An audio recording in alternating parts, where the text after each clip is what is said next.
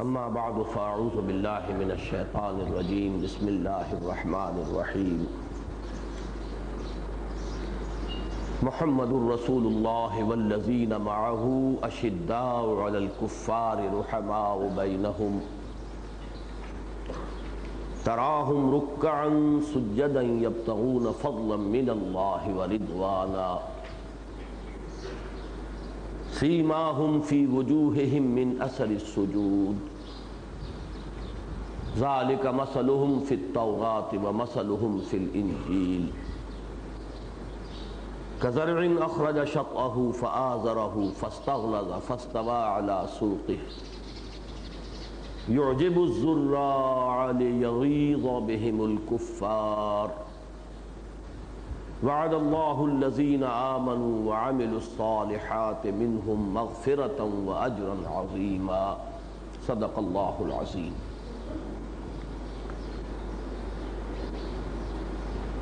حضرات، اگرچہ میری تو پوری کوشش تھی کہ رات ہی 3 گھنٹے کے اندر اندر یہ بحث ہماری مکمل ہو جاتی، لیکن ماشاء اللہ کان وما لم یشاء لم یکن، جو اللہ نے چاہا وہ ہوا اور جو اللہ نے نہیں چاہا وہ نہ ہوا اور نہ ہو سکتا تھا. اور اس میں بسا اوقات جب ہمارے ارادے ٹوٹتے ہیں تو بعد میں محسوس ہوتا ہے کہ ان کے ٹوٹنے میں بھی جو بظاہر اس وقت شر کی صورت نظر آتی تھی اس میں بھی اللہ تعالیٰ خیر برآمد کر دیتا ہے. حضرت علی کا مقولہ ہے کہ عرفت ربی بفسخ العزائم، میں نے اپنے رب کو پہچانا ہی ہے اپنے ارادوں کے ٹوٹنے سے. معلوم ہوا کہ بالا تر ہستی ہے جو ہمارے ارادوں سے بالا اپنے فیصلوں کی تنفیذ کرتی ہے. تو جیسے حقیقت ایمان کی بحث میں نے اگلے روز بعض نکات کی مزید وضاحت کی تھی، تو اگرچہ کل تمہیدی مباحث ٹو مائی سیٹسفیکشن میرے اطمینان کی حد تک مکمل ہو گئے تھے، لیکن ایک نقطے کی تھوڑی سی وضاحت اس میں بھی اور بعض بہت ہی مختصر وضاحتیں بقیہ بحث میں بھی. ایک تو یہ کہ اس کی بھی اس وقت تلافی ہو جائے گی جو کمی رہ گئی تھی. دوسرے یہ کہ کل کی تقریر کے آخری حصے میں کچھ سینسر بھی اپلائی ہو گیا تھا کہ یہ محسوس کرتے ہوئے کہ اب ٹیپ ختم ہو رہی ہے تو بعض چیزوں کو حذف کیا گیا ریکارڈ کرنے میں. تو میں سمجھتا ہوں کہ ان کو بھی اس وقت دوبارہ میں بیان کر دوں گا اور پھر انشاءاللہ بحث بھی مکمل ہو جائے گی. تمہیدی مباحث میں جس ایک نقطے کی قدر وضاحت کی ضرورت ہے وہ انقلابی عمل اور سیاسی عمل کی جو میں نے باہمی نسبت کل پہلی مرتبہ بیان کی تھی کہ انقلابی عمل عام ہے، انتخابی عمل خاص ہے.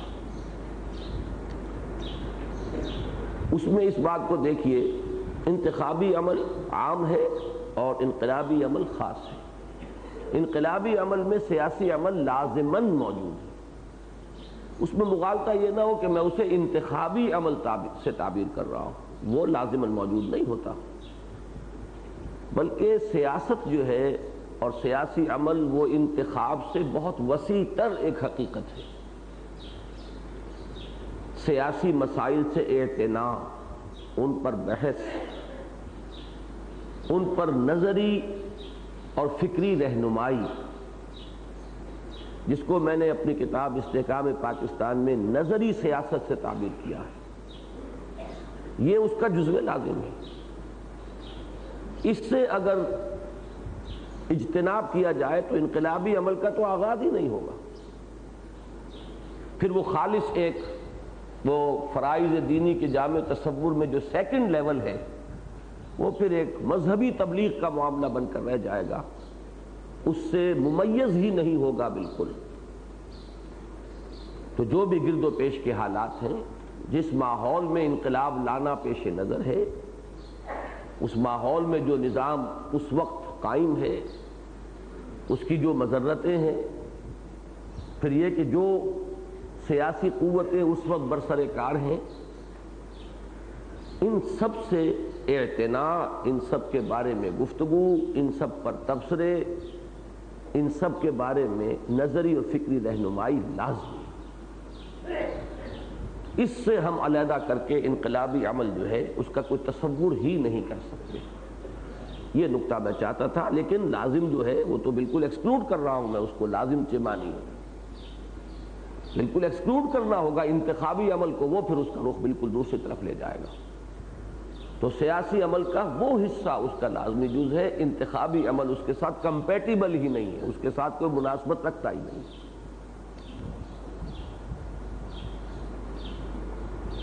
اب ہم آ رہے ہیں سیرت النبی علیہ صاحب الصلاۃ والسلام پر، جو ہم نے طائرانہ نظر ڈالی۔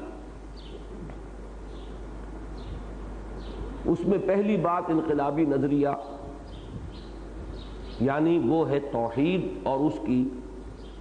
وہ کرولریز، وہ فروعات کہ جن کے اثرات مترتب ہوتے ہیں اجتماعی نظام کے تین گوشوں پر: سماجی نظام، معاشی نظام، سیاسی نظام۔ اس میں وہ شعر میں چاہتا تھا کہ آپ حضرات ٹانک لیں اپنے ذہن میں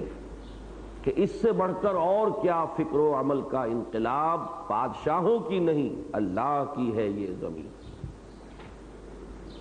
اور رزق خود را از زمیں بردن رواست، این متاع بندو ملک خداست۔ دوسری وضاحت اس میں جو اصل پیش نظر تھی اس وقت وہ یہ ہے کہ اگرچہ دعوت نبوی کا آغاز انذار سے ہوا ہے، اس میں اولین جو چیز نمایاں ہے اور ہونی چاہیے وہ ہے انذار آخرہ، لیکن اس کو اپنے ذہن میں اس طرح قائم کیجئے کہ انذار سے دعوت کا آغاز ہوا ہے بحیثیت کل، لیکن اس دعوت میں جو انقلابی رنگ پیدا ہوتا ہے وہ در حقیقت توحید سے پیدا ہوتا ہے۔ یعنی اگر ہم ان تین لیولز کو علیحدہ علیحدہ ڈسکریٹلی اپنے سامنے رکھیں تو تبلیغی عمل کا آغاز تو ہو جائے گا انذار سے، اسی لیے میں نے اس وقت تبلیغ کے لفظ کے نیچے انذار، تبشیر، تذکیر، ان تمام الفاظ کو جمع کر دیا تھا۔ لیکن اس دعوت میں جو انقلابی عمل کا جو نقطہ آغاز ہے وہ در حقیقت عقیدہ توحید، جو محض ایک عقیدہ نہیں، ایک نظام فکر ہے، اور انتہائی انقلابی نظام فکر ہے کہ جس کی زد پڑتی ہے اور جس کے اثرات مترتب ہوتے ہیں اجتماعی نظام کے تینوں گوشوں پر۔ دوسری بات میں نے یہ عرض کی تھی کہ انقلابی نظریے کی نشر و اشاعت کے لیے جو بھی اس وقت ذرائع ابلاغ مروج ہوں، دستیاب ہوں، ان سب کا استعمال کرنا ضروری ہے۔ لیکن اس کا پھر حوالہ دینا میں بھول گیا کہ تین چیزیں نوٹ کر لیں۔ حضور نے اپنی دعوت کا آغاز کیا دعوت طعام سے، لوگوں کو مدعو کیا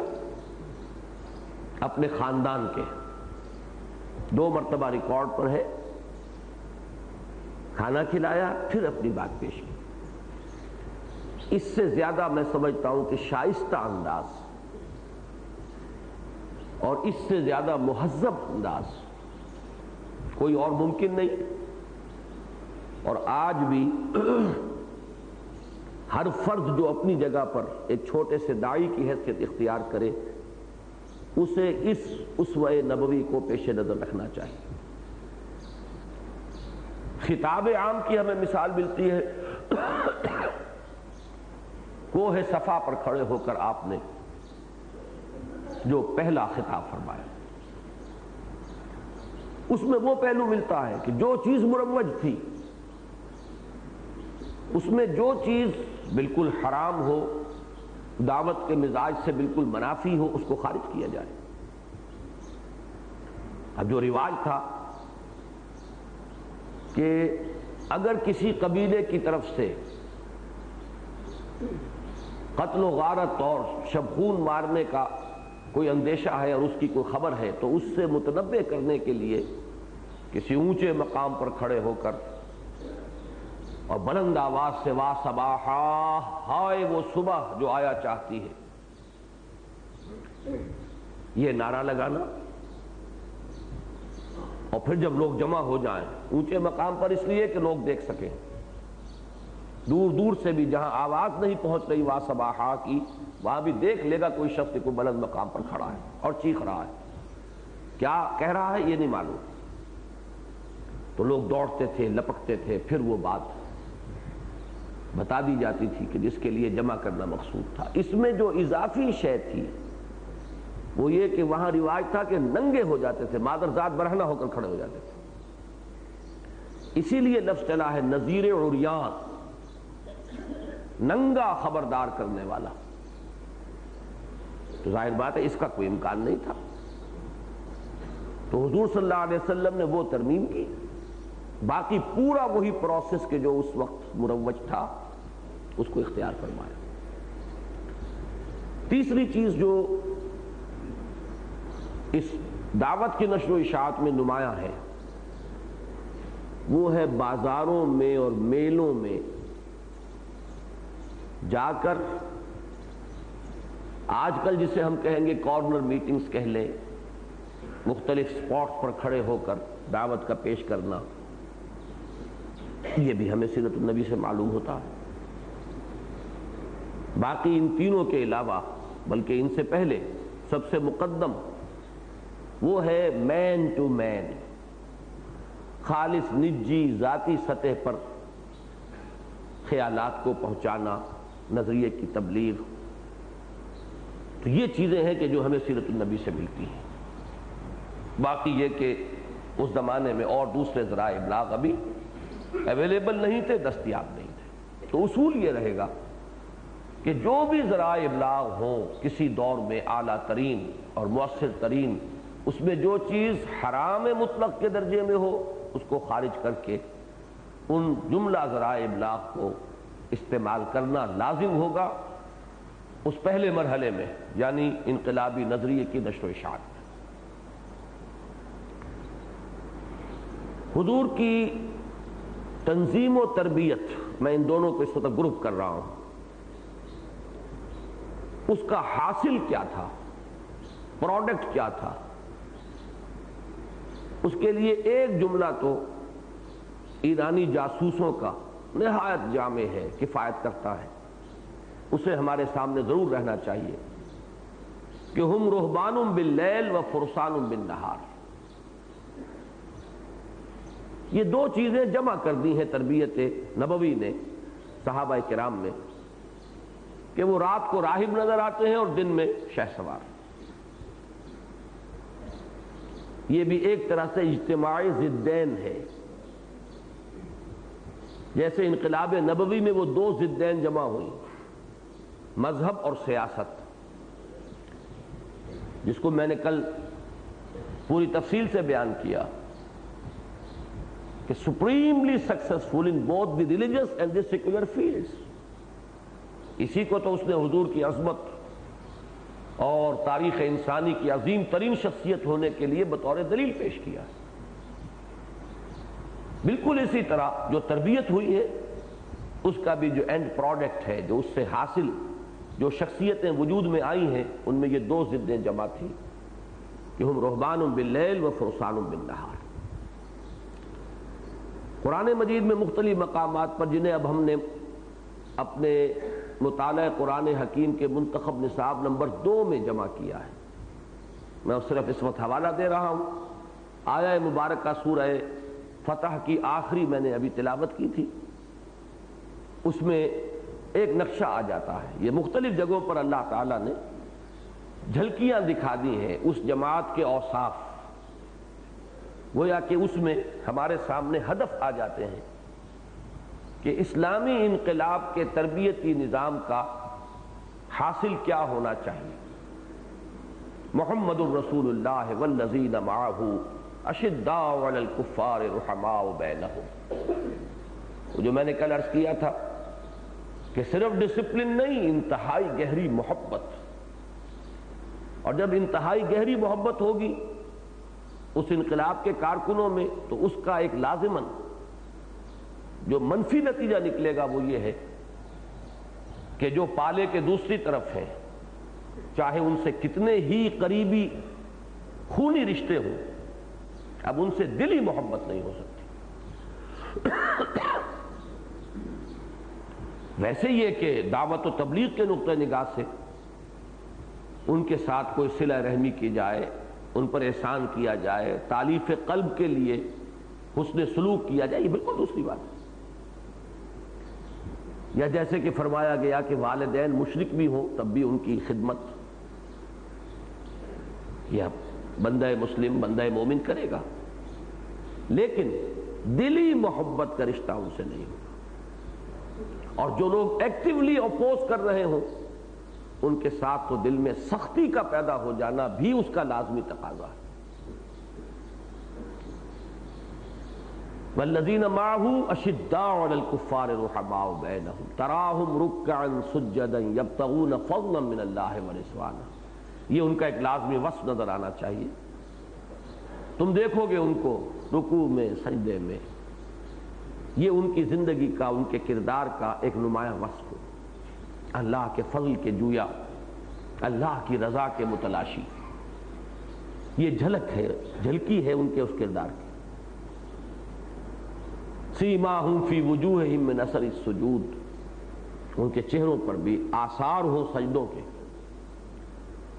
الی آخر الآیہ، آیت لمبی ہے لیکن میں نے یہ چاہا کہ اس کا صرف حوالہ اس وقت دیا جائے۔ یہی چیزیں ہمارے اس منتخب نصاب کے 2 اور مقامات کے حوالے سے جہاں آتی ہیں تو صرف ان آیات کی تلاوت اور ترجمہ میں چاہتا ہوں کہ اس وقت اس مقام پر اس کو سامنے لے آیا جائے۔ یا ایھا الذین آمنوا من یرتد منکم عن دینہ، اہل ایمان جو کوئی بھی تم میں سے پسپائی اختیار کرے گا، ارتداد اختیار کرے گا اپنے دین سے، تو وہ جان لے فسوف یأتی اللہ بقوم، اللہ تمہاری جگہ اور کسی گروہ کو، کسی قوم کو لے آئے گا جن میں یہ اوصاف ہوں گے۔ اب ان اوصاف میں وہ ہمیں تصویر دکھائی جا رہی ہے۔ یحبہم ویحبونہ، اللہ ان سے محبت کرے گا اور وہ اللہ سے محبت کریں گے۔ اذلۃ علی المؤمنین اعزۃ علی الکافرین، اہل ایمان پر بہت نرم، اہل ایمان کے حق میں بہت نرم، اور کافروں کے حق میں بہت سخت ہو۔ حلقہ یاراں تو بریشم کی طرح نرم، اور رزم حق و باطل ہو تو فولاد ہے مومن۔ یجاہدون فی سبیل اللہ، وہ جہاد کرتے ہوئے پائے جائیں گے، ان کا نمایاں ترین وصف ہوگا جہاد فی سبیل اللہ۔ لا یخافون لومۃ لائم، کسی ملامت کرنے والے کی کسی ملامت کے پرواہ کیے بغیر۔ ذالک فضل اللہ یؤتیہ من یشاء، یہ فضل ہے اللہ کا، وہ دیتا ہے جس کو چاہتا ہے۔ واللہ واسع علیم، اللہ بڑی وسعت والا ہے، اس کے فضل کے خزانوں میں کوئی کمی نہیں ہے، اور علیم ہے، سب کچھ جاننے والا ہے، یہ بھی جانتا ہے کہ اس فضل کا مستحق کون ہے، اہل کون ہے۔ انما ولیکم اللہ ورسولہ، اہل ایمان یہ جان لو کہ تمہاری دلی محبت کے مستحق تمہارے ولی، تمہارے دوست، وہ تو اولاً تو خود اللہ ہے، انما ولیکم اللہ ورسولہ، نمبر 2 اللہ کا رسول ہے صلی اللہ علیہ وسلم، والذین آمنوا، اور نمبر 3 وہ اہل ایمان ہیں، الذین یقیمون الصلاۃ ویؤتون الزکاۃ وہم راکعون، جن کی شان یہ ہے کہ نماز قائم کرتے ہیں، زکوٰۃ ادا کرتے ہیں، اور جھکتے ہوئے تواضع کے ساتھ اپنے ساتھیوں کو، اپنے کامریڈز کو اگر کوئی ہدیہ پیش کرتے ہیں، ان کے ساتھ تعاون کرتے ہیں تو احسان جتلاتے ہوئے نہیں، جھک کر تواضع کے ساتھ۔ وَمَن يَتَوَلَّ اللَّهَ وَرَسُولَهُ وَالَّذِينَ آمَنُوا، اور جو لوگ ان شرائط کو پورا کر دیں، جو اللہ، اس کے رسول اور اہل ایمان ہی تک اپنی محبت قلبی کو محدود رکھیں، فَإِنَّ حِزْبَ اللَّهِ هُمُ الْغَالِبُونَ، یہاں محذوف سمجھیے الفاظ، فَأُولَٰئِكَ حِزْبُ اللَّهِ وَإِنَّ حِزْبَ اللَّهِ هُمُ الْغَالِبُونَ، تو جان لو کہ پھر وہ ہے حزب اللہ کہلانے کے مستحق اور اہل، اور یقیناً جو اللہ کے حزب ہے، حزب اللہ ہے، وہی فلاح پانے والی ہے۔ یہی مضمون جو ہے بہت ہی زوردار الفاظ میں پھر سورہ مجادلہ کی آخری 2 آیات میں بھی آیا ہے۔ میں اس وقت صرف ریفرنس دے رہا ہوں، اس منتخب نصاب میں وہ شامل ہے، لیکن اس وقت اب وقت کی کمی کے باعث میں وہ نہ پڑھ رہا ہوں نہ ترجمہ کر رہا ہوں۔ اس کے ساتھ ہی جو ڈسپلن، نظم کی پابندی، اس کے لیے پہلے بات میں نے عرض کی تھی کہ وہاں تو اصل جو نظم تھا وہ رسول اور امتی کی جو نسبت تھی وہ اس کی بنیاد ہے۔ یعنی واقعہ یہ کہ اس کو نوٹ کیجئے کہ حضور کو ہرگز ضرورت نہیں تھی بیعت لینے کی۔ جو مسلمان ہے، جو ایمان لے آیا ہے، وہ حضور کے حکم کا پابند ہے۔ آج کے حالات کو تو آپ سرے سے اس پر تو قیاس ہی نہیں کر سکتے، یہ قیاس مع الفارق ہو جائے گا۔ جس شخص نے حضور کو رسول مانا، اس کی مثال بھی سامنے آئی غزوہ بدر کے موقع پر۔ اس سے پہلے جو مجلس مشاورت منعقد ہوئی، اس میں حضرت سعد بن عبادہ رضی اللہ تعالیٰ عنہ کے الفاظ یہی آئے، اِنَّا آمَنَّا بِكَ وَصَدَّقْنَاكَ، اس لیے کہ بیعت جو انصار نے کی تھی، بیعت عقبہ ثانیہ، اس کے ساتھ ہی یہ چیز بھی ملحق تھی۔ اگرچہ الفاظ تو عام تھے کہ جو حکم دیں گے مانیں گے، لیکن اس کا تو ہوگا جبکہ حکم دیں حضور۔ یہاں معاملہ یہ ہوا کہ حضور نے مدینے تشریف آوری کے بعد جو 8 مہمیں کل ہم نے جن کا کہ ذکر کیا ہے، اس میں حضور نے صرف مہاجرین کو شریک کیا، انصار کو اس میں شریک کیا ہی نہیں۔ اور بدر کے موقع پر بھی حضور حکم دے کر شریک کرنے کی بجائے، ابھی آپ کا اپنا حکیمانہ طرز عمل ہے کہ آپ یہ چاہتے تھے کہ خود ان کے اندر آمادگی پیدا ہو جائے، ورنہ جو معاہدہ تھا اس میں ساتھ یہ طے ہو گیا تھا جنگ میں شرکت کی حد تک کہ اگر مدینے پر حملہ ہوگا تو ہم آپ کی حفاظت کریں گے جیسے کہ اپنے اہل و عیال کی کرتے ہیں۔ اب وہ چیز ابھی تک نہیں تھی، مدینے پر حملہ نہیں ہوا تھا، حضور خود مدینے سے نکل کر اقدام فرما رہے ہیں، تو وہ جو طے شدہ بات تھی وہ کور نہیں کر رہی تھی سچویشن کو، اور حکم ابھی حضور دے نہیں رہے تھے۔ یہ تھی ایک دوہری صورتحال۔ لیکن حضور نے جب وہ مسئلہ سامنے رکھا کہ مسلمانوں، ایک تو لشکر ہے کیل کانٹے سے لیس جو جنوب سے آ رہا ہے، مکے سے آ رہا ہے، اور ایک ہے قافلہ جو شمال سے آ رہا ہے، شام سے، وہی ابو سفیان کی سرکردگی میں جس کے ضمن میں وہ SOS کال جو ہے بھجوائی گئی تھی اور جس کا میں ذکر کل کر چکا ہوں۔ اور نمبر 2 بات یہ کہ ان میں سے ایک پر اللہ کا یہ وعدہ ہے کہ تمہیں غلبہ حاصل ہوگا، تو بتاؤ کدھر چلے۔ اب یہ بہترین تدبیر تھی اپنے ساتھیوں کا مورال جاننے کے لیے، جذبے کا کیا عالم ہے، ذوق شہادت کس درجے میں ہے، جان کا رسک لینے کے لیے کتنی آمادگی ہے۔ اس میں مہاجرین میں سے ایک ایک کھڑے ہو رہے ہیں، حضرت مقداد ابن اسود رضی اللہ تعالی عنہ، انہوں نے وہ الفاظ بھی فرمائے کہ اے نبی آپ ہمیں موسیٰ کے ساتھیوں پر قیاس نہ فرمائیے، ہم وہ نہیں ہیں جنہوں نے کہہ دیا تھا اذهب انت وربك فقاتلا انا هاهنا قاعدون، جو آپ کے جی میں ہے آپ حکم دیں کیا عجب کہ اللہ تعالی ہمارے ذریعے آپ کو آنکھوں کی ٹھنڈک عطا فرمائے۔ حضرت ابو بکر نے تقریر کی، حضرت عمر نے تقریر کی، حضور توجہ ہی نہیں فرما رہے۔ اس پر بات پالی حضرت سعد بن عبادہ نے رضی اللہ تعالی عنہ کہ غالباً حضور کا روح سکون ہماری طرف ہے۔ اس پر وہ الفاظ انہوں نے کہے ہیں، کانک تعنینا یا رسول اللہ، اے اللہ کے رسول صلی اللہ علیہ وسلم، کچھ ایسے محسوس ہوتا ہے کہ آپ کا روح سکون ہماری طرف ہے۔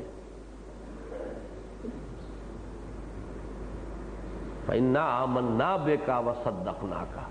ہم آپ پر ایمان لائے ہیں، ہم نے آپ کی تصدیق کی ہے، آپ کو اللہ کا رسول مانا ہے۔ یعنی اس میں گویا کہ محذوف ہے یہ پورا معاملہ کہ چاہے وہ بیعت عقبہ ثانیہ میں یہ بات تھی کہ اگر مدینے پر حملہ ہوگا تب ہم پابند ہوں گے یا تب ہم آپ کی حفاظت کریں گے، تو وہ الفاظ چاہے کور نہیں کر رہے اس سچویشن کو، اور آپ بھی صراحتاً ہمیں حکم نہیں دے رہے،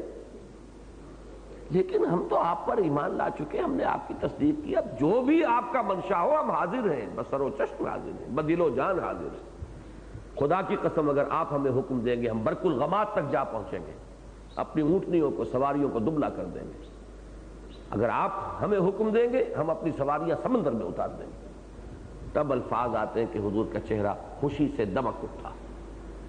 اور پھر آپ نے کوچ کا حکم دیا۔ تو اصل شے جو ہے وہاں وہ ہے رسول امتی ریلیشن شپ۔ لیکن یہ مغالطہ بعض حضرات کو ہو جاتا ہے کہ شاید بیعت تو صرف کچھ ہنگامی طور پر لی گئی ہے، یہ بات غلط ہے۔ ہنگامی بیعت کا اطلاق بیعت رضوان پر تو ہو سکتا ہے کہ وہ ایک خاص سچویشن آ گئی تھی، حالانکہ میں تفصیل سے اس موضوعات پہ تقریریں کر چکا ہوں کہ وہاں بھی حقیقی صورت بالکل برعکس تھی۔ صحابہ کرام میں الٹا اضطراب پیدا ہو رہا تھا، تو اس سے ہو رہا تھا کہ ہم بظاہر کچھ دب کر صلح کیوں کر رہے ہیں۔ ان کے اندر تو وہ جوش جہاد، جیسے کہ آتش فشاں پہاڑ کے اندر لاوا کھولتا ہے اس طرح کھول رہا۔ لیکن بہرحال اس وقت جو ایک بیعت لی ہے آپ نے، اس کو کہا جا سکتا ہے کہ وہ ایک ہنگامی بیعت تھی، اسی لیے وہ بیعت علی الموت بھی کہا گیا ہے، اور بیعت علی اللہ نفر رہا۔ ہم نے بیعت کی حضور سے اس بات پر کہ پیٹھ نہیں دکھائیں گے، بھاگیں گے نہیں، اور بیعت کی موت پر۔ لیکن بیعت عقبہ ثانیہ جو ہے وہ تو در حقیقت جتنا بھی اس پر غور کیا جائے وہ ہے اصل میں اس تنظیمی ہیئت کے لیے اساس اور بنیاد، جو خاص طور پر میں کل عرض کر چکا ہوں کہ چونکہ اب بات پہنچ گئی تھی مدینہ منورہ تک، اور وہاں آپ نے 12 نقیب مقرر فرمائے۔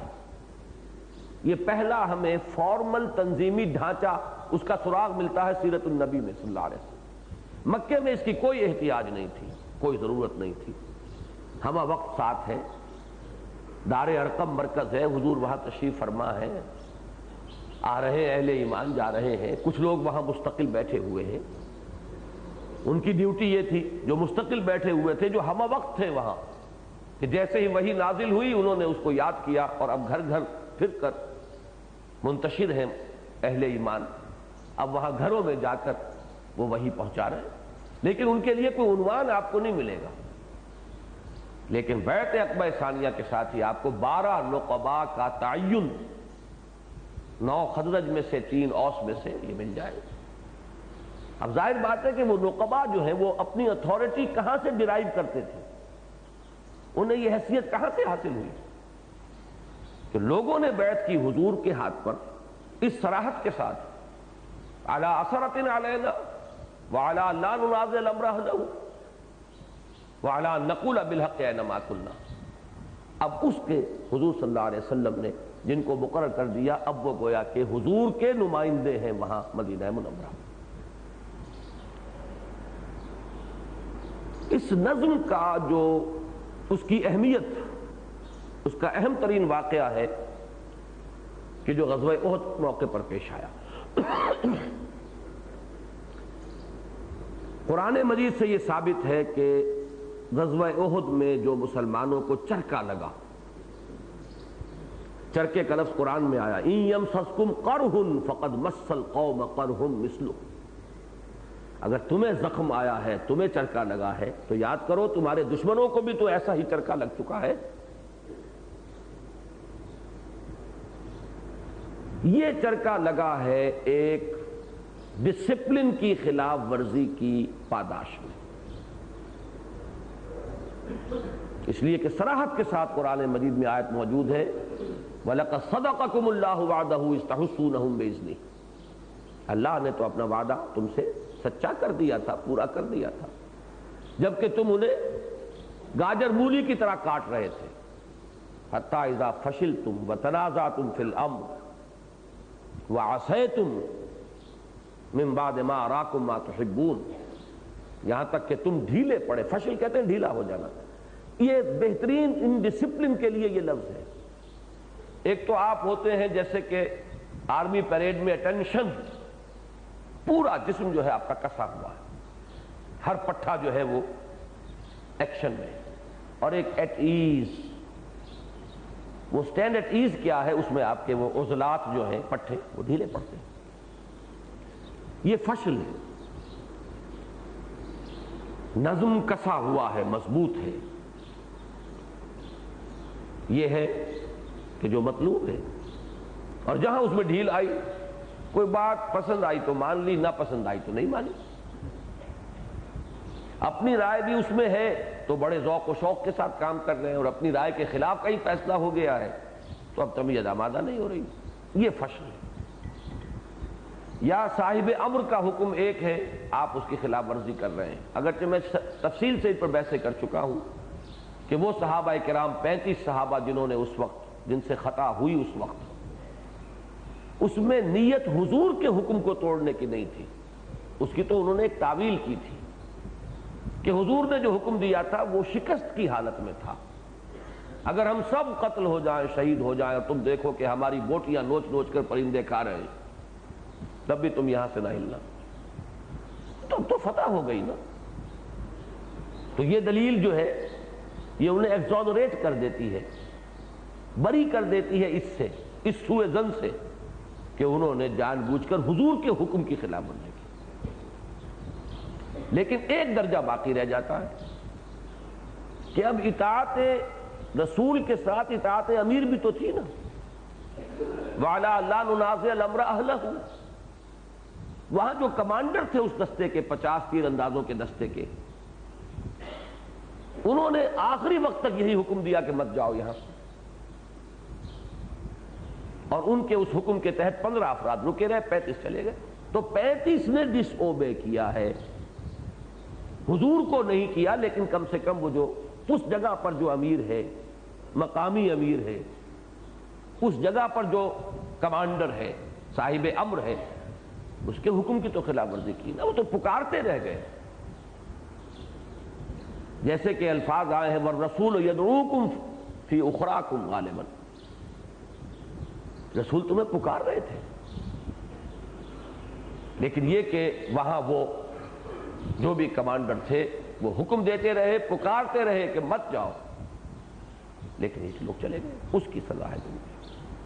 تو اس سے اندازہ قائم ہو جانا چاہیے کہ ایک انقلابی جماعت میں ڈسپلن کی کیا اہمیت ہے۔ اب جو آخری بات کل آئی تھی، اقدام کیسے ہوا حضور کا، اس میں وہ 2 واقعات بہت اہم ہیں، ان کو پیش نظر رکھنا بہت ضروری ہے۔ واقعہ نخلا، اور ادھر سے قافلے کو جو اندیشہ ہوا، اگر اس سے پہلے کہیں بھی اس راستے پر حضور کی پریزنس نہ ثابت ہوئی ہوتی تو کسی اندیشے کا سوال ہی نہیں تھا، اقدام تو ہو چکا تھا نا، تبھی تو اندیشہ ہوا، ورنہ قریش کو تو اپنے قافلے کے بارے میں کبھی کوئی تشویش لاحق ہو ہی نہیں سکتی تھی۔ اور ادھر سے جو بھی اللہ کی مرضی، یقیناً اللہ کی مرضی شامل حال ہوتی ہے۔ وہ جو مٹ بھیڑ ہو گئی نخلا میں اور ایک مشرک مارا گیا حضرمی، لیکن اس کا کیسے امکان پیدا ہوتا اگر وہاں پر حضور کا بھیجا ہوا دستہ جو ہے وہاں پر متعین نہ ہوتا؟ تو اس کو اچھی طرح سمجھ لینے کی ضرورت ہے کہ یہ جو اب دور شروع ہوا ہے ہجرت کے بعد، اس میں انیشیٹو حضور نے لیا ہے، اقدام حضور کی طرف سے، ہجرت کے معنی یہ نہیں تھے کہ اب مدینے میں جا کر آرام اور آسائش سے بیٹھ رہنا ہے، جیسے کہ مغربی سیرت نگار وہ تو فلائٹ ٹو مدینہ، فرار، معاذ اللہ، یہ فرار نہیں تھا، ہجرت، یہ تو ایک بیس تھا۔ اب اس میں تاخیر کرنے کے معنی کیا تھے کہ آپ اس کفر اور شرک کو، اس کی لیز آف ایگزسٹنس جو ہے اس میں اضافہ کر رہے ہیں۔ کوئی وقت حضور نے اس کے اندر ضائع نہیں کیا ہے، بلکہ جیسا کہ میں نے عرض کیا یہ اصل میں فلسفہ سیرت ہوگا۔ بدقسمتی سے یہ جو 8 مہمیں ہیں ان کا ذکر ہماری سیرت کی کتابوں میں بہت ہی غیر نمایاں کیا گیا۔ یہ اللہ کا شکر ہے کہ ہے صحیح، ریکارڈ پر ہے، لیکن ان کو بہت غیر نمایاں کیا گیا، اس لیے کہ یہ کتابیں جو خاص طور پر اردو میں جو کتابیں ہیں یہ اس دور میں لکھی گئی ہیں جبکہ ہم پر انگریز کا غلبہ تھا، اور انگریز کی طرف سے مخالفانہ پروپیگنڈا ہو رہا تھا کہ بوئے خوں آتی ہے اس قوم کے افسانوں سے، جو بات آج بھی بھارت میں ہو رہی ہے شد و بد کے ساتھ، کہ یہ جو انقلاب محمدی کا آخری فیز ہے علی صاحب الصلاۃ والسلام، قتال، اس سے متعلق جو آیتیں ہیں قرآن سے نکال دی جائیں، بین کر دیا جائے کہ بھارت میں جو قرآن چھپے یا ہو اس میں یہ آیتیں نہیں ہو سکتی۔ خدا نہ خواستہ کہیں اگر بھارت میں کسی سپریم کورٹ نے یہ ورڈکٹ پاس کر دیا تو پھر جو خون کی ندیاں وہاں بہیں گی اس کا ہم تصور نہیں کر سکتے۔ یہ تو طلاق کے مسئلے میں مسلمان جو ہے وہ اتنا وہاں بیدار ثابت ہوا ہے، قرآن یہ تو مسئلہ ہی بالکل دوسری نوعیت کا ہو، لیکن بات سمجھنے لینی چاہیے اس کے حوالے سے کہ اس سے 10 گنا کر لیجئے زیادہ جو کیفیت اس وقت تھی ہندوستان میں جبکہ انگریز کا غلبہ تھا، ہم محکوم، مغلوب، وہ حاکم اور غالب، اور وہ ہمیں کچوکے دے رہے ہیں، لہذا ہمارے اس وقت کے سیرت نگار جو تھے ان کا جو ایٹیٹیوڈ تھا وہ اپولوجیٹک ہو گیا، معذرت خواہانہ، ان چیزوں کو انہوں نے کچھ غیر نمایاں کر کے پیچھے رکھا کہ جن سے یہ الزام آتا کہ حضور نے کوئی انیشیٹو لیا ہے، اقدام فرمایا ہے، انہوں نے یہ پلی لی، یہ پوزیشن اختیار کی کہ صرف دفاعی جنگیں تھیں، وہ تو حملہ انہوں نے کیا تھا، صرف دفاعی معاملہ حضور نے کیا ہے۔ یہ جملہ جو ہے کہ ساری جنگیں جو ہیں جو حضور نے لڑی ہیں وہ سب دفاعی تھیں، یہ اس پوری ذہنیت کی عکاسی کرتی ہے۔ اسی لیے میں نے کل شد و مد کے ساتھ کہا تھا کہ ابتدا میں بھی تصادم جو ہے اس کا آغاز انقلابی جماعت کی طرف سے ہوتا ہے جو اعلان کرتی ہے کہ غلط ہے، یہ ظلم ہے، یہ ناانصافی ہے، تمہارا نظریہ غلط، تمہارا نظام غلط، تمہارا عقیدہ غلط، اور تم نے جو کچھ بھی پولیٹیکو سوشو اکنامک سسٹم رائج کیا ہوا ہے وہ ظالمانہ، استحصالی، ریپریسو، ایکسپلائٹیٹو۔ ظاہر بات ہے کہ یہی تو ایک تصادم کا نقطہ آغاز ہے۔ تو یہ جو 8 مہمیں ہیں حضور کی، ان کو اچھی طرح ذہن میں رکھنا کہ پولیٹیکل آئسولیشن آف قریش اور اکنامک بلاکیڈ آف مکہ، یہ 2 حاصل ہیں ان 8 مہموں کی، جس کے نتیجے میں اب غزوہ بدر ہوا۔ میں نے الفاظ کہے تھے، پھر دوہرا رہا ہوں کہ سانپ بل میں سے نکل کر آیا۔ اس موقع پر بھی ہاکس اور ڈوز کا جو ایک فرق تھا وہ واضح ہوا ہے۔ ابو سفیان نے یہ حکمت برتی، دوہرا اقدام کیا، ایک طرف تو کمک کے لیے ایلچی بھیج دیا، دوسری طرف اپنا راستہ بھی بدل دیا۔ اب لشکر تو پہنچ گیا ہے بدر میں اور وہاں ملنا چاہیے تھا ابو سفیان کو، ابو سفیان راستہ بدل کر، اور ریڈ سی جو ہے بحیرہ قلزم اس کے ساحل کے ساتھ ساتھ، وَالرَّكْبَ أَسْفَلُ مِنْكُمْ، وہ قافلہ تو تم سے بہت نیچے تھا، اور قرآن مجید یہ کہتا ہے کہ یہ اللہ چاہتا تھا کہ یہ مٹ بھیڑ ہو، اللہ کا تو فیصلہ تھا، اس نے ایسے وقت پر تمہیں پہنچایا ہے، لَوْ تَوَعَدتُّمْ لَاخْتَلَفْتُمْ فِي الْمِيثَاقِ فِي الْمِيعَادِ، اگر تم نے پہلے سے وعدہ کر کے کہ وہاں پہنچنا ہے تب بھی یہ سفر کیا ہوتا، تب بھی کوئی نہ کوئی آگے پیچھے کا معاملہ ہو ہی جاتا، کوئی پہلے پہنچ گیا کوئی بعد میں پہنچ گیا، جس طرح بر وقت دونوں لشکر وہاں پہنچ گئے تھے۔ یہ تو در حقیقت اللہ کی ایک مشیت ہے جو پوری ہو کر رہی۔ اس وقت اب وہ جو ڈوز تھے انہوں نے یہ کوشش کی کہ خوریزی نہ ہو، کیونکہ ہمارا قافلہ تو بچ کے نکل گیا۔ حکیم ابن حزام، یہ حضرت خدیجہ رضی اللہ تعالی عنہ کے غالباً چچا زاد بھائی، قریبی عزیز، ان کے بارے میں یہ بھی آتا ہے سیرت میں کہ جب شیب بنی ہاشم میں حضور اور آپ کے ساتھی خاندان والے محصور تھے تو یہ رات کو تاریکی میں پہاڑ کو عبور کر کے کچھ کھانے پینے کی چیزیں پہنچایا کرتے تھے۔ یا حضرت خدیجہ پھوپھی تھی ان کی، کچھ اس طرح کا مجھے یاد آ رہا ہے۔ بہرحال اب وہ آئے عتبہ ابن ربیعہ کے پاس کہ دیکھو تمہاری جو حیثیت ہے، وجاہت ہے، سینئر لوگوں میں سے، ایلڈرز آف دی کلین جن کو کہتے ہیں آپ، ان میں سے تھے، کہ تم اس وقت خوریزی روک سکتے ہو۔ ہم یہاں آئے تھے اپنے قافلے کے لیے، قافلہ بچ کے نکل گیا ہے۔ نمبر 2 یہ کہ وہ جو حضرمی مارا گیا تھا اس کا خون بہا تم ادا کر دو، جنگ روک لو۔ اس کے سمجھ میں بات آئی، دونوں مل کر ابو جہل کے پاس آئے جو چیف آف دی ہاکس تھا، لیکن اس کے لیے تو سمجھیے نا کہ اس کا تو جو منشا تھا وہ پورا ہو رہا تھا، اور اب یہ کہ عین 2-4 ہاتھ جب کے لبے بام رہ گیا، اب اس کے لیے تو وہاں سے لوٹنا ممکن نہیں تھا۔ اس نے چھوٹتے ہی تانا دیا عتبہ ابن ربیعہ کو، معلوم ہوتا ہے کہ بیٹے کی محبت تم پر غالب آ گئی۔ حضرت حذیفہ اس کے بیٹے وہ تھے حضور کے ساتھ، اس کی وجہ سے اب محبت پدری کی وجہ سے بزدلی دکھا رہے ہو۔ ساتھ ہی حضرمی کے بھائی کو بلایا اور اس نے کپڑے پھاڑے اور شور مچایا تو میرے بھائی کے خون کا بدلہ جو ہے وہ لیا جانا چاہیے۔ قصاص، یہ جو وار کرائی ہوتی تھی، انتقام کا یہ جوش، یہ اس قبائلی نظام میں یہ گویا کہ لوگوں کو جنگ پر آمادہ کرنے کے لیے سب سے مؤثر چیز ہوتی تھی۔ بس پھر جنگ ہوئی۔ بہرحال اب اس کو مختصر کیجئے، یہ جو فائنل فیز ہے 6 سال جاری رہا اندرون ملک عرب، اس میں اپس اینڈ ڈاؤنز آئے۔ بدر میں 70 کافر مارے گئے، مسلمانوں کے 14 افراد، 13 بر وقت اسی موقع پر جنگ میں شہید ہوئے ہیں، اور 1 جو زخمی ہو گئے تھے وہ واپسی پر راستے میں جاں بحق ہوئے۔ غزوہ احد میں اب اس کے برعکس ہو گیا معاملہ، 70 صحابہ کرام شہید ہو گئے۔ اس کا سبب وہ میں بیان کر چکا، قرآن مجید نے صراحت کے ساتھ بیان کر دیا تاکہ وارن کر دیا جائے، لِيُمَحِّصَ مَا فِي قُلُوبِكُمْ حَتَّى يَمِيزَ الْخَبِيثَ مِنَ الطَّيِّبِ۔ پاک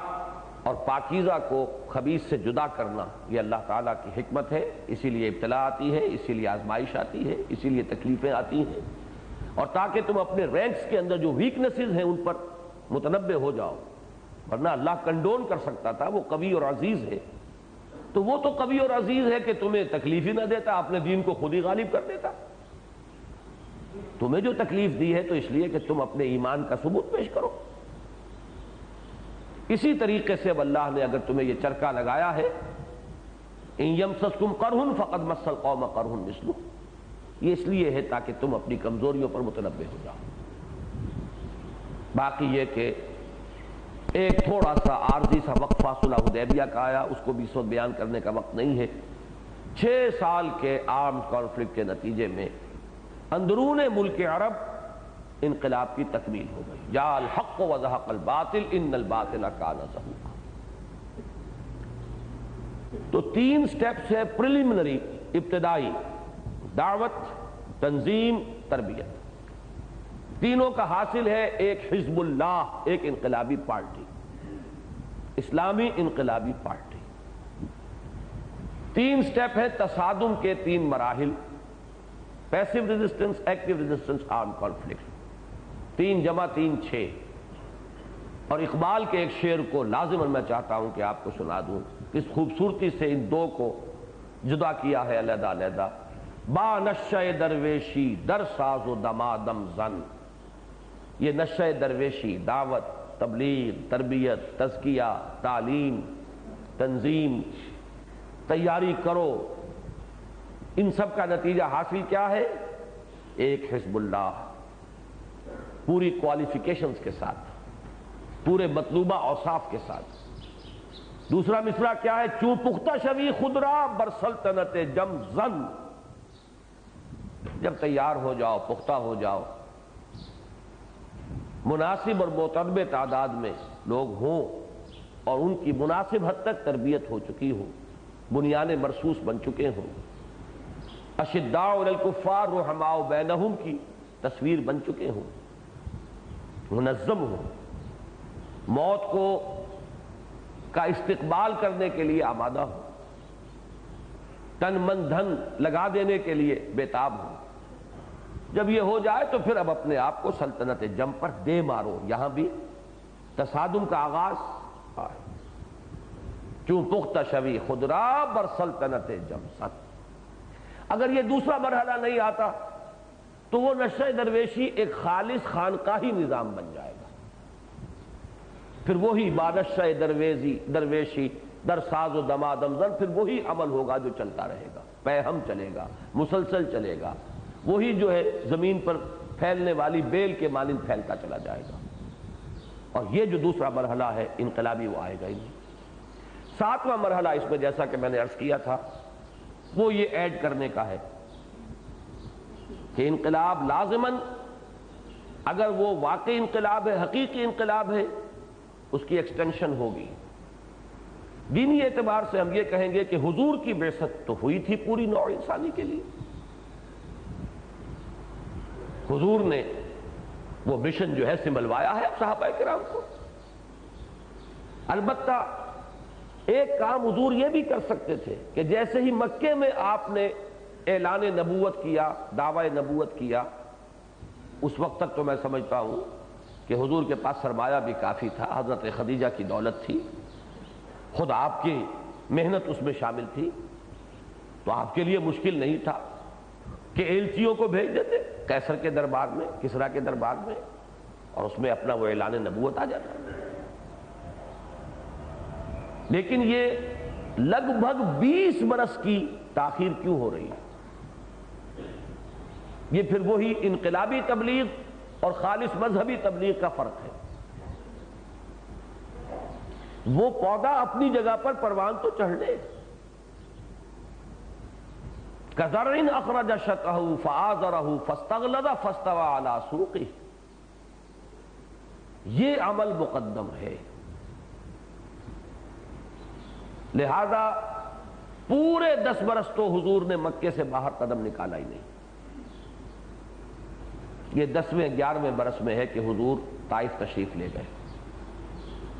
مکے سے مایوس ہو کر، جبکہ حضور کے قتل کا فیصلہ ہو گیا وہاں دارالندوہ میں۔ پھر اس کے بعد مدینہ منورہ کی ہجرت ہوئی، تو اب اندرون ملک عرب تو آپ کی دعوتی سرگرمیاں عروج پر پہنچ گئیں، بیرون ملک عرب نہیں۔ اس کا آغاز کب ہوتا ہے؟ سن 6 میں صلح حدیبیہ ہوئی، اس کے بعد آپ نے خطوط لکھے، اس لیے کہ صلح حدیبیہ در حقیقت ایک انٹرم علامت تھی انقلاب کی کامیابی کی، کہ قریش نے تسلیم کر لیا حضور کو۔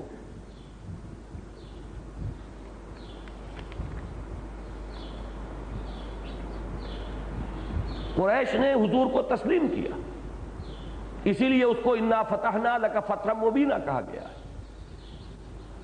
لہذا اس وقت حضور نے اب نامہ مبارک ترسیل فرمائے، قیصر، کسریٰ، مقوقس، نجاشی،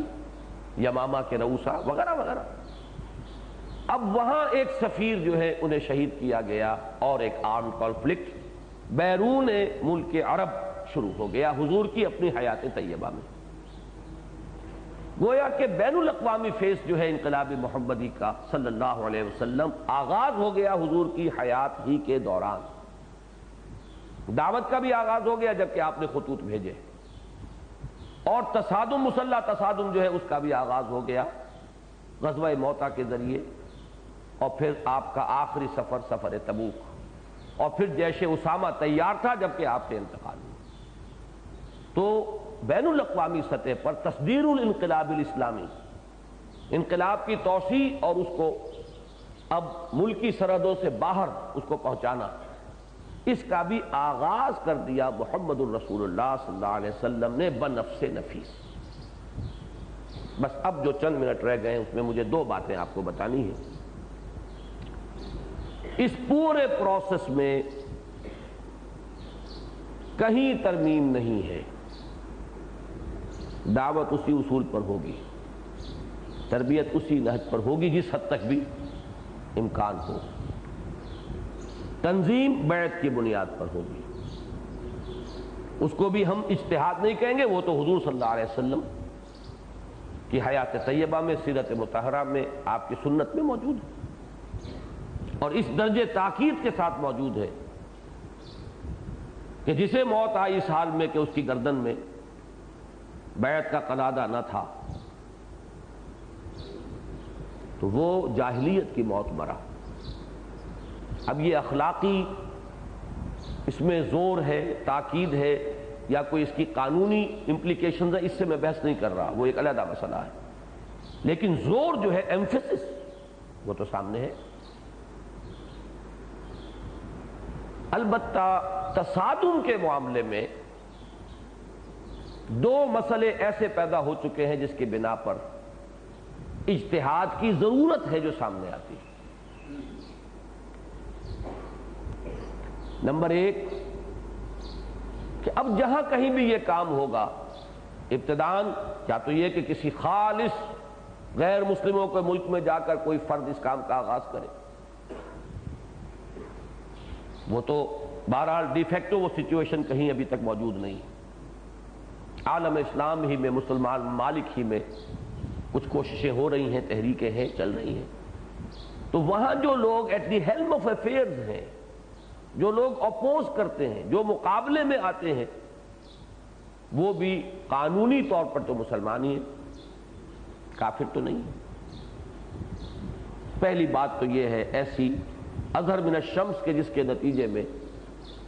ضرورت محسوس ہوتی ہے کہ کوئی نہ کوئی اجتہاد ہونا کرنا پڑے گا۔ نمبر دو، اس دور میں جو اب تبدیلی آئی ہے بنیادی، بعض ممالک ایسے ہیں جیسے کہ افغانستان ہے، وہاں ہر شخص مسلح ہے، پیدائش ہی سے ان کا کھلونا ہی جو ہے وہ ہتھیار ہے، لیکن یہ کہ اکثر و بیشتر ممالک میں صورتحال برعکس ہو چکی ہے کہ جنگ کے لیے خصوصی ادارے فوج کے ہوتے ہیں، عوام نہتے ہو چکے ہیں، غیر مسلح ہو چکے ہیں۔ اس پہلو سے اب بہت بڑا فرق و تفاوت واقع ہو گیا۔ حکومت، اور حکومت کا یہاں کیوں ذکر کر رہا ہوں کہ وہ کسٹوڈین ہوتی ہے اس نظام کی جو قائم ہے، وہ اس کی محافظ ہوتی ہے، اس کی امین ہوتی ہے، لہذا جب بھی انقلابی عمل آئے گا تو جلد یا بدیر اس کا ٹکراؤ حکومت سے ہوگا، جب بھی تصادم ہوگا، اور اس حکومت کے ڈسپوزل پر اس کے پاس بے پناہ قوت ہوتی ہے، فوج اس کے ہاتھ میں، پیراملٹری فورسز اس کے پاس، پولیس اس کے پاس، اسلحہ کے انبار اس کے پاس، جبکہ کنٹراسٹ یہ ہے شدید کہ عوام نہتے۔ لہذا اس صورتحال میں بھی ایک ضرورت کا احساس فطری طور پر پیدا ہوتا ہے کہ کوئی اجتہاد ہونا چاہیے۔ یہ دو چیزیں ہیں۔ اس میں اصولی طور پر میں یہ آپ کو نوٹ کرا دوں، ہمارے ہاں یہ کنٹروورسی ہے، جیسے کہ ایمان کے معاملے میں امام ابو حنیفہ اور امام بخاری رحمہم اللہ کا میں نے آپ کو فرق بتایا، ایسے ہی یہ مسئلہ کہ آیا مسلمان حکمران چاہے فاسق ہو، فاجر ہو، اس کے خلاف خروج ہو سکتا ہے یا نہیں، اس کے خلاف مسلح بغاوت ہو سکتی ہے یا نہیں، یہ ہمارے ہاں کا خاصا اختلافی مسئلہ رہا ہے۔ محدثین یا اہل حدیث مزاج کے حضرات وہ زیادہ اس کے قائل ہیں کہ نہیں ہو سکتا الا یہ کہ کفر بواہ کا حکم دے، کھلم کھلا کفر کا حکم دے، تب ہو سکتا ہے، ورنہ نہیں۔ جبکہ امام ابو حنیفہ رحمۃ اللہ علیہ کا موقف یہ ہے کہ ہو سکتا ہے، اگرچہ اس کی شرائط بہت سخت ہے۔ شرائط یہ ہے کہ قوت اتنی ہو چکی ہو کہ کم سے کم حساب کتاب سے یقینی نظر آئے چینج اوور، ٹیک اوور، کہ لازماً انقلاب آ جائے گا۔ باقی ہوگا کیا یہ تو اللہ کو معلوم ہے، لیکن حساب کتاب میں اپنی حد تک یہ پورا اطمینان ہو کہ یہ صرف ایک بد امنی اور شورش اور خام خواہ کی خوریزی اور کچھ قتل و غارت گری لا حاصل یہ نہیں ہوگا، بلکہ بہت قوی امکانات نہیں بلکہ بہت قوی امید ہے، واثق امید ہے کہ بالفعل انقلاب کامیاب ہو جائے گا، تب اس کی اجازت ہے۔ بہرحال یہ تو ایک علمی مسئلہ ہے، میں اس سے ہٹ کر جو بات کہہ رہا ہوں، میں امام ابو حنیفہ رحمۃ اللہ علیہ کی رائے کا قائل ہوں۔ لیکن اس وقت مسئلہ جو ہے ڈی فیکٹو، وہ میں نے عرض کیا کہ خالص دینی اور فقہی مسئلے سے علاوہ وہ ایک پریکٹیکل اور پریگمیٹک معاملہ یہ ہے کہ نہتے ہوتے ہیں عوام۔ اب اس کا جہاں تمدن نے وہ صورتحال پیدا کی، وہیں تمدن کے ارتقاء نے اس کا حل بھی ہمیں دے دیا ہے۔ وہ حل ہے پیسفل ڈیمانسٹریشن۔ اس میں وہ تینوں جو پیسو ریزسٹنس، ایکٹیو ریزسٹنس اور آرم کانفلکٹ، تینوں کا یوں سمجھیے کہ ایک ملغوبہ ہے۔ میدان میں آئیے، سڑکوں پر آئیے، دیکھیے ریزولوشن کا لفظ استعمال ہوتا ہے۔ ایک جلسے نے ریزولوشن پاس کیا۔ ریزولوشن کیا ہے؟ وی ریزالو، ایک عزم مصمم کا اظہار ہے۔ ڈیمانسٹریشن کیا ہے؟ اپنے اس عزم کا مظاہرہ ہے کہ ہم اس کے لیے آخری قربانی دینے کے لیے تیار ہیں۔ یہ اس ریزولوشن کے ساتھ ڈیمانسٹریشن، پیسو ریزسٹنس والی بات کیا ہوگی کہ پیسفل، کوئی توڑ پھوڑ نہیں، کوئی کسی کو غرض پہنچانا نہیں۔ اور آرمڈ کانفلکٹ والی بات کیا آئے گی کہ جنگ میں آدمی جاتا ہے جان ہتھیلی پر رکھ کر، everybody takes the risk of his life. وہ یہاں بھی ہوگا لازماً کہ اپنی جان دینے کے لیے تیار۔ اسے قتال تو نہیں کہیں گے، اس لیے کہ اس میں تو آپ بھی دوسروں کی جان لینے کے جب کا تہیہ کر لیں تب وہ قتال بنے گا، لیکن قتل ہونے کے لیے تیار ہے۔ تو پیسو ریزسٹنس والا پیسفل ایلیمنٹ، آرم کانفلکٹ والا جان دینے کے لیے تیار رہنا، اسی کو آرزو بنا لینا، جس کی کہ حدیث میں وضاحت ہو گئی ہے کہ جو شخص مرا اس حال میں مسلمان کہ نہ اس نے کبھی اللہ کی راہ میں جنگ کی، نہ اس کی کوئی خواہش اس کے دل میں تھی، نہ شہادت کی موت کی آرزو تھی، فقد مات علی شعبۃ من النفاق، وہ ایک قسم کے نفاق پر مرا ہے۔ تو یہ ہے اس میں آرم کانفلکٹ والا ایلیمنٹ شامل ہو گیا۔ اب صرف ایک مسئلہ رہ گیا ہے کہ اب پیسو ریزسٹنس اور ایکٹیو ریزسٹنس میں کیا سوئچ اوور ہے۔ اس کے لیے اللہ کا شکر ادا کرتا ہوں، اس نے میری رہنمائی فرمائی۔ نہیں عن المنکر کے وہ مراتب،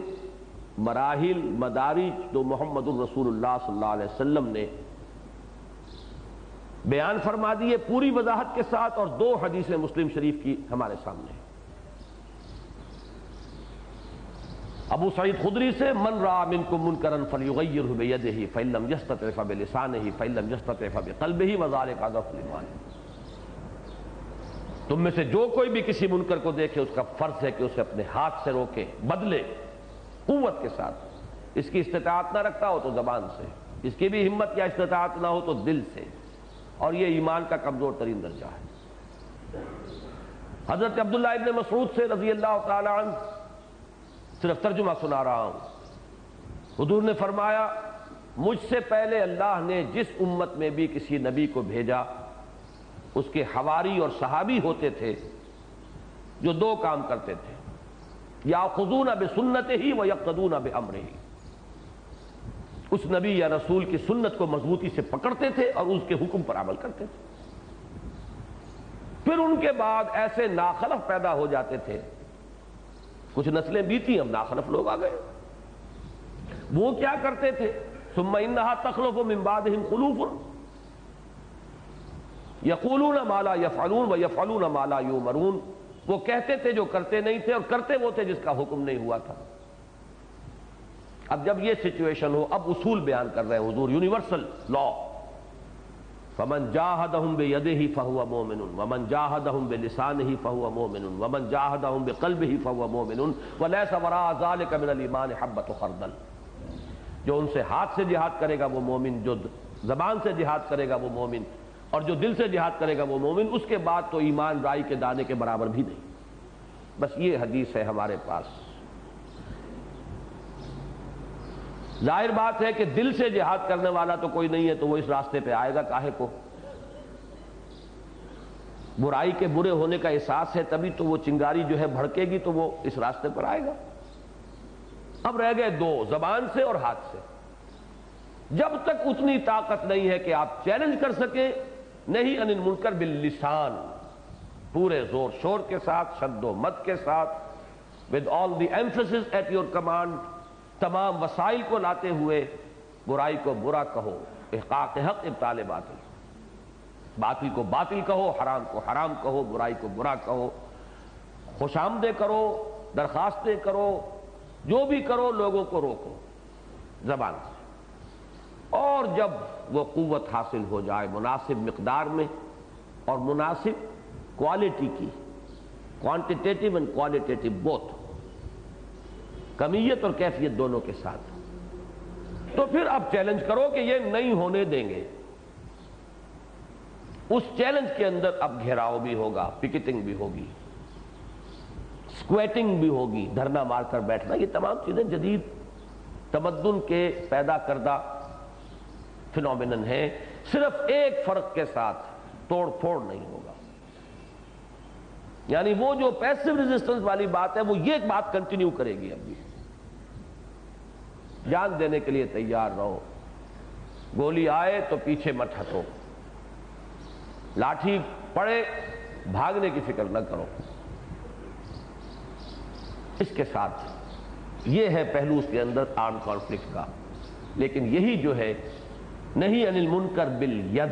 it will cleanse the matter, یہ فیصلہ کرے گی وہی، یا تخت یا تختہ۔ جیلوں میں بھر دیے جائیں گے، فائرنگز ہوں گی،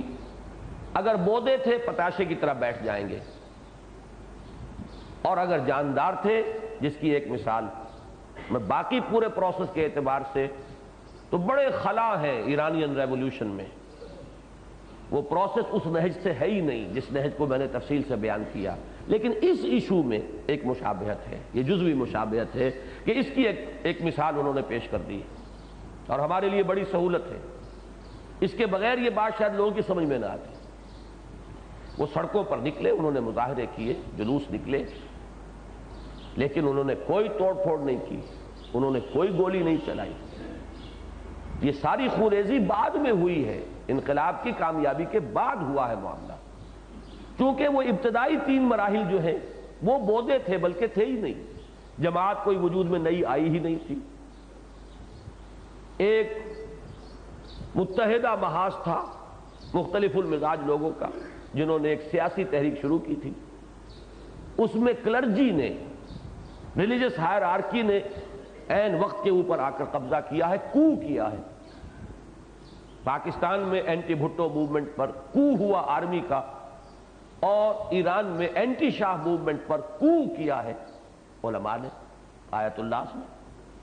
تو ابتدائی سٹیجز وہ نہیں ہیں بالکل۔ یہی وجہ ہے کہ وہاں کیا ہوا، جب عرب میں انقلاب کی تکمیل ہوئی تو اعلان عام تھا معافی کا،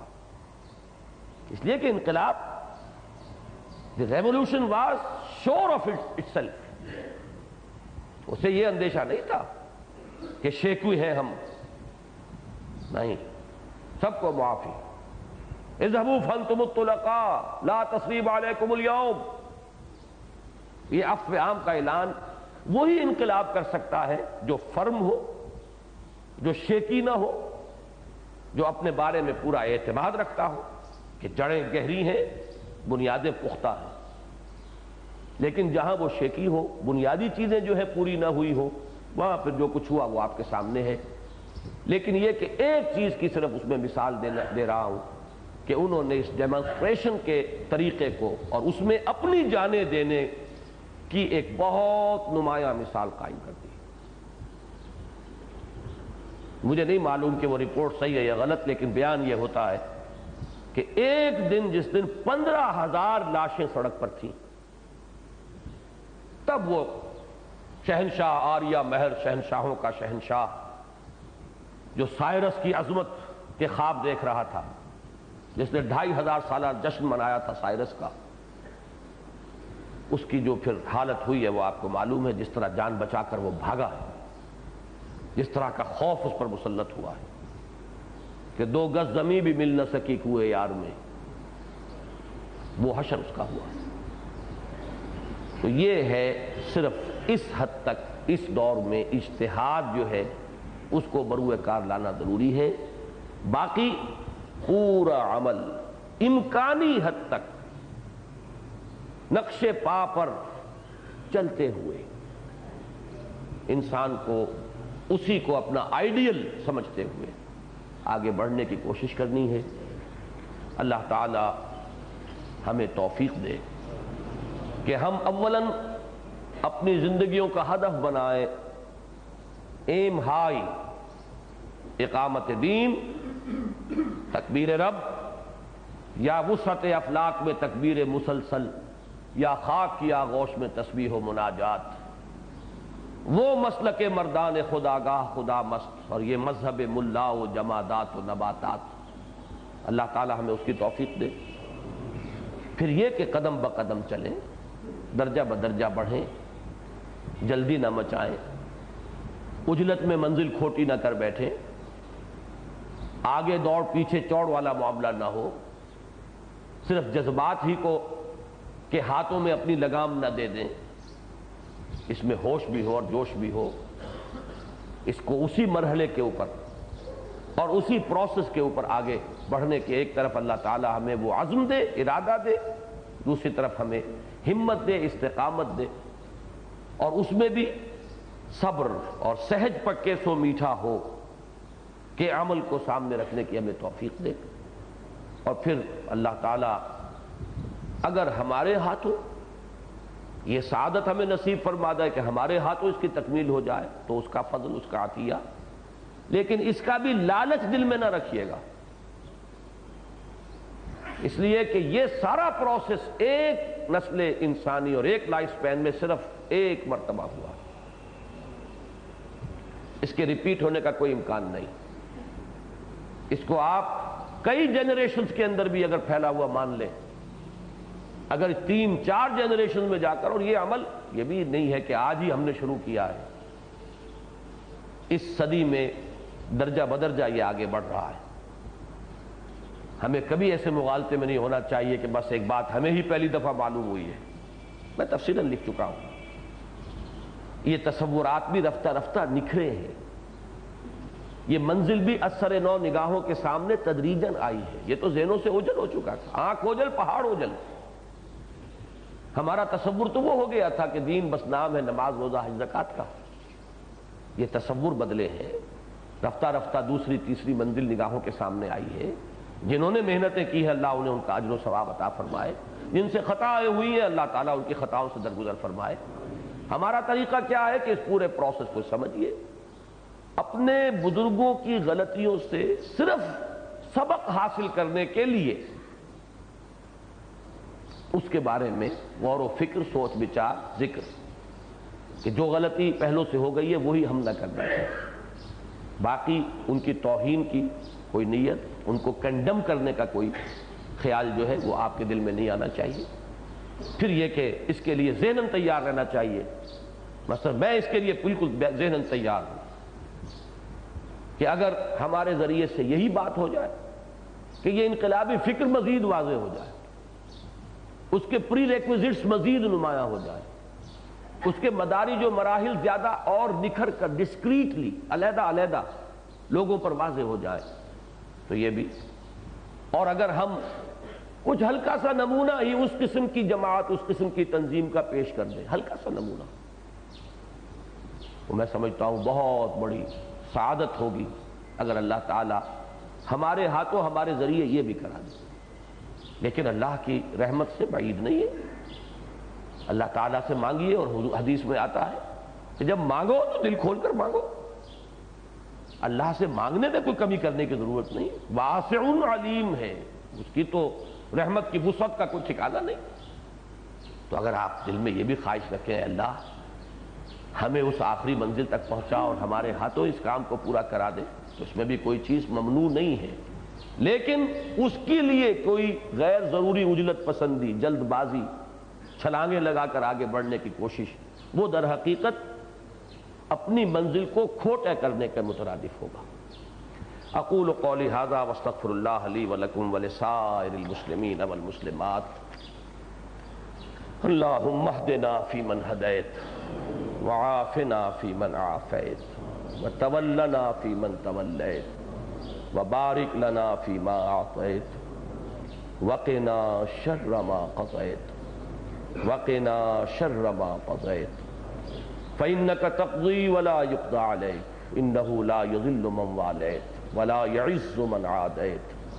تبارکت ربنا وتعالیت تبارکت ربنا وتعالیت نستغفرک ونتوب الیک اللہم انا نستغفرک فاغفر لنا ونتوب الیک فتب علینا اللہم نور قلوبنا بالایمان واشرح صدورنا للاسلام اللہم وفقنا لما تحب وترضى اللہم وفقنا لما تحب وترضى اللہم وفقنا ان نجاہد فی سبیلک باموالنا وانفسنا اللہم ارزقنا شہادتا فی سبیلک اللہم اغفر لنا ولإخواننا الذین سبقونا بالایمان ولا تجعل فی قلوبنا غلا للذین آمنوا ربنا انک رؤوف رحیم اللہم الف بین قلوبنا اللہم حبب بیننا اللہم اجعلنا عبادک اخوانا اللہم اجعلنا عبادک اخوانا اللہم اجعلنا عبادک اخوانا وصلی اللہ تعالی علی خیر خلقہ محمد وآلہ واصحابہ اجمعین برحمتک یا ارحم الراحمین۔